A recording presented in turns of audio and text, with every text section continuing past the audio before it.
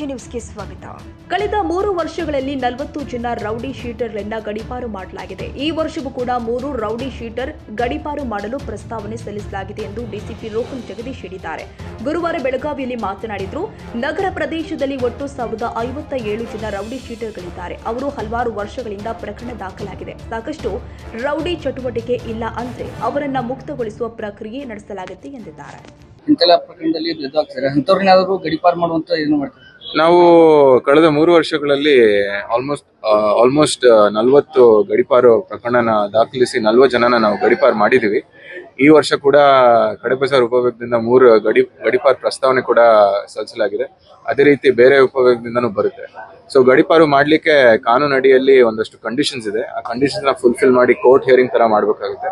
Court hearing ಮಾಡಿ conditions fulfil ಆಗಿದ್ದ ಸಮಯದಲ್ಲಿ ನಾವು ಮಾಡ್ತೀವಿ. ಅದೇ ರೀತಿ ಯಾರು ರೌಡಿ ಶೀಟರ್ ಇದ್ದಾರೆ ಅವ್ರಿಗೆ ವರ್ಷ ನಾವು ಸೆಕ್ಯೂರಿಟಿ ಕೇಸಸ್ ಕೂಡ ದಾಖಲು ಮಾಡ್ತೀವಿ. ನಮ್ಮ ಹೊಸ ಕಾಯ್ದೆ ಪ್ರಕಾರ 126 ಅಂತ ಹೇಳಿ ಒಂದು ಸೆಕ್ಷನ್ ಇದೆ.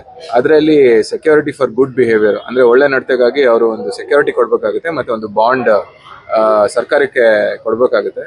ಅದರಲ್ಲಿ ಒಂದು ಶ್ಯೂರಿಟಿ ಕೂಡ ಅವರು ಕೊಡ್ಬೇಕಾಗುತ್ತೆ.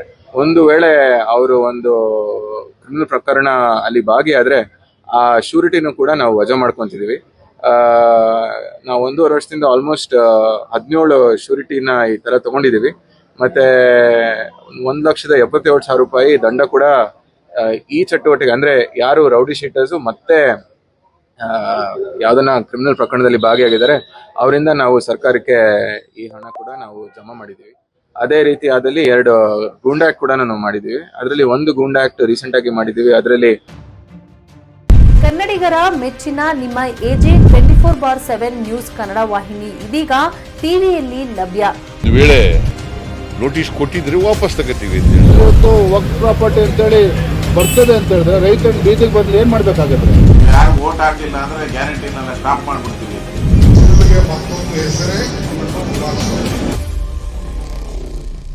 ಕರ್ನಾಟಕ ಮತ್ತು ದೇಶ ವಿದೇಶ 360 ಡಿಗ್ರಿ ಸುದ್ದಿ ಹಾಗೂ ಉತ್ತರ ಕರ್ನಾಟಕ ಬೆಳಗಾವಿ, ಬಾಗಲಕೋಟೆ, ಧಾರವಾಡ, ಹಾವೇರಿ, ಗದಗ, ಬಿಜಾಪುರ ಜಿಲ್ಲೆಯ ಕ್ಷಣದ ವಿವರವನ್ನ ಪಡೆಯುವುದಕ್ಕೆ ಎಜೆ 24/7 ನ್ಯೂಸ್ ಕನ್ನಡ ವಾಹಿನಿಯನ್ನ ಲೈಕ್ ಮಾಡಿ, ವಿಡಿಯೋಗಳನ್ನ ಶೇರ್ ಮಾಡಿ, ಕಮೆಂಟ್ ಮಾಡುವ ಮೂಲಕ ನಮ್ಮ ವಾಹಿನಿಗೆ ಸಹಕಾರ ನೀಡಿ ಮತ್ತು ಚಾನೆಲ್ ಅನ್ನ ಸಬ್ಸ್ಕ್ರೈಬ್ ಮಾಡಿ. ಧನ್ಯವಾದಗಳು.